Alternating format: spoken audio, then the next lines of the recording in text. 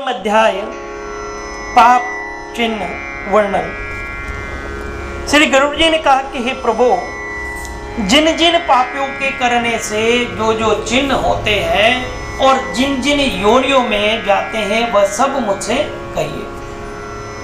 श्री भगवान ने कहा कि नरक से लौटकर आए हुए पापी लोग जिन पापों से जिन जिन योनियों में जाते हैं और जिस पाप से उन्हें जो चिन्ह रहता है वह सब मैं तुमसे कहता हूं। ब्राह्मण को मारने वाला क्षय रोग से पीड़ित होता है, गौ को मारने वाला कुबड़ा तथा मूर्ख होता है, कन्या को मारने वाला कोढ़ी होता है और ये तीनों ही चांडाल की योनि में जन्म लेते हैं। स्त्री को मारने वाला, गर्भ को नष्ट करने वाला पुलिंद नाम मलेच्छ की जाति में रोगी होकर उत्पन्न होता है। अगम्य स्त्री में गमन करने वाला नपुंसक होता है, गुरु पत्नी में गमन करने वाला दुष्चर्म रोग से पीड़ित होता है, मांस खाने वाले का अंग लाल होता है, मदिरा पीने वाले के दांत काले होते हैं और जो ब्राह्मण जीभ की चंचलता से अभक्ष्य भक्षण करते हैं उनका पेट बहुत बड़ा होता है। जो दूसरे को न देकर स्वादिष्ट वस्तु स्वयं खाता है वह गलगंड रोग से पीड़ित होता है। जो श्राद्ध में अशुद्ध अन्न देता है वह सफेद कुष्ठ से पीड़ित होता है। अभिमान युक्त जो गुरु का अपमान करता है वह मूर्छा अर्थात मृगी के रोग से पीड़ित होता है। शास्त्र तथा वेदों की निंदा करने वाला निश्चय ही पांडु रोग से पीड़ित होता है। झूठी गवाही देने वाला गूंगा, पंक्ति भेद करने वाला काना, लगे हुए विवाह को बिगाड़ने वाला बिना होप का होता है। पुस्तक चुराने वाला जन्मांध होता है। गौ ब्राह्मण को लात मारने वाला लुंज तथा पंगु होता है।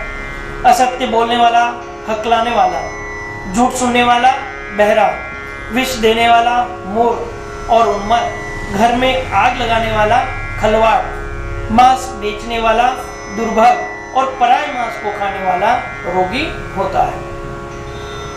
रत्न चुराने वाला नीच कुल में उत्पन्न होता है। सोना चुराने वाला बुरे नख वाला और धातुओं को चुराने वाला निर्धन होता है। अन्न चुराने वाला सांवा, कोदो, कगुनी, धान आदि को चुराने वाला टिड्डी, जल को चुराने वाला पपीहा, विष को चुराने वाला बिच्छू, साग पत्ते को चुराने वाला मोर, गंध चुराने वाला छछुंदरी, मधु चुराने वाला डांस, मांस चुराने वाला गीद और नमक चुराने वाला चींटी होता है। पान, फूल, फल को चुराने वाला वानर, जूता, तृण, कपास को चुराने वाला भेड़ा, हिंसा करने वाला अथवा उससे जीविका करने वाला, तीर्थ करने वाले यात्रियों के धन को लूटने वाला, मृग्या करने वाला कसाई के घर में बकरा होता है। विष पान करके मरने वाला सर्प होता है। सदा उद्दंड करने वाला जंगल में हाथी होता है। बलवेश्वदेव करने वाले ब्राह्मण जो नीच का अन्न भोजन करते हैं उन्हें व्याघ्र की योनि मिलती है।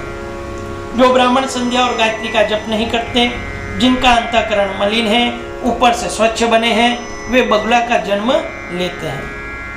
जो शूद्रों का यज्ञ कराते हैं वे गांव के सुअर होते हैं। जो बहुतों की पुरोहिती करते हैं वे गधा होते हैं और जो बिना निमंत्रण के भोजन करते हैं वे कौवा होते हैं। जो ब्राह्मण पात्र में विद्या नहीं देता वह बलवान बैल के, और जो शिष्य गुरु की सेवा नहीं करता वह पशु योनि को पाता है। गुरु को जवाब देने वाला, विवाद करके ब्राह्मण को जीतने वाला ब्रह्म राक्षस होता है।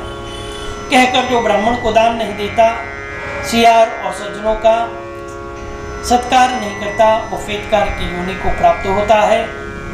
मित्र से द्रोह करने वाला पहाड़ी गीद, धोखा देकर खरीदने वाला उल्लू, वर्णाश्रम की निंदा करने वाला कबूतर और आशा भंग करने वाला, स्नेह को भंग करने वाला, द्वेष से स्त्री को चुराने वाला मोर, द्वेषवश स्त्री का परित्याग करने वाला चिरकाल तक चकवा और चकवी होते हैं।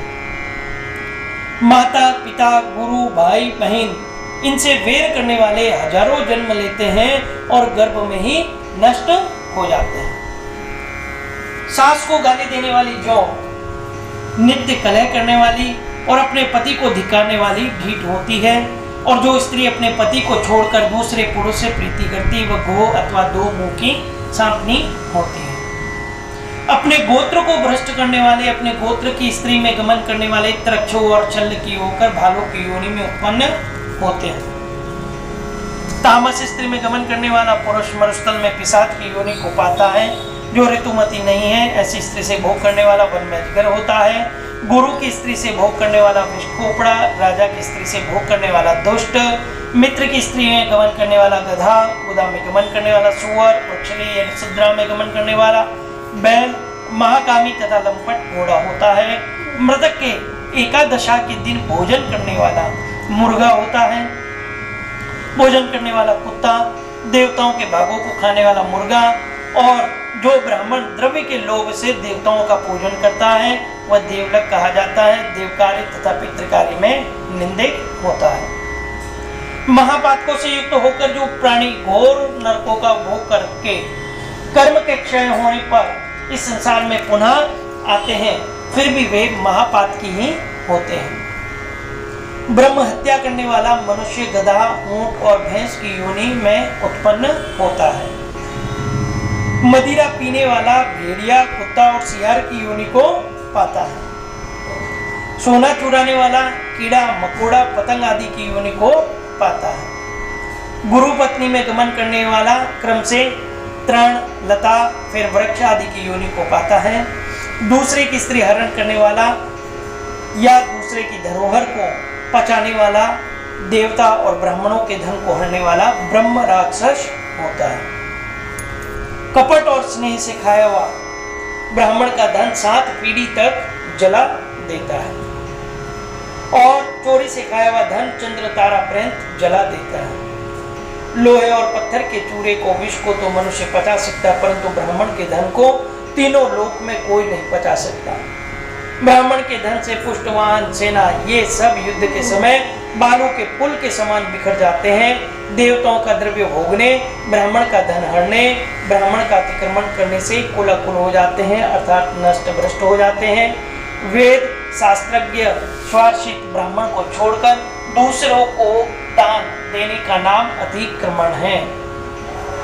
वेद शास्त्र से रहित ब्राह्मण को दान न देना उनका अतिक्रमण नहीं है, क्योंकि जलती हुई अग्नि को छोड़कर रात में हवन नहीं किया जाता। हे गरुड़, अतिक्रम करने से क्रम से नरकों को भोग और जन्म का अंधा और दरिद्र होता है। दान देने वाला नहीं अपितु मांगने वाला होता है। अपनी दी हुई औरों की दी हुई पृथ्वी को जो छीन लेते हैं वे 60,000 वर्ष तक विष्ठा के कीड़े होते हैं। जो अपने दिए हुए पदार्थ को स्वयं ही छीन लेता है वह पापी प्रलय काल पर्यंत नरक में वास करता है। भूमि और जीविका देकर उसे अक्षुण्ण बनाने की यत्न से चेष्टा करें। जो रक्षा नहीं करता बल्कि स्वयं ही ले लेता है वह पंगु कुत्ता होता है। ब्राह्मण की जीविका करने से लाख गौ देने का पुण्य होता है और ब्राह्मण की जीविका हर लेने से मरकट, कुत्ता और बंदर होता है।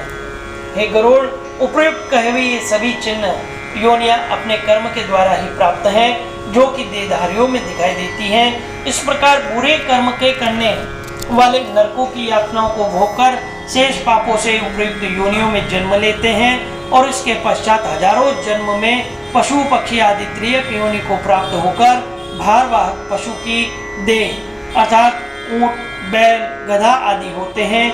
फिर उसके पश्चात वर्षा, शीत, गाम में उत्पन्न हुए पक्षियों के दुखों को भोगने पर जब जीवों का शुभाशुभ कर्म फल समाप्त हो जाता है तब मनुष्य देह पाते हैं।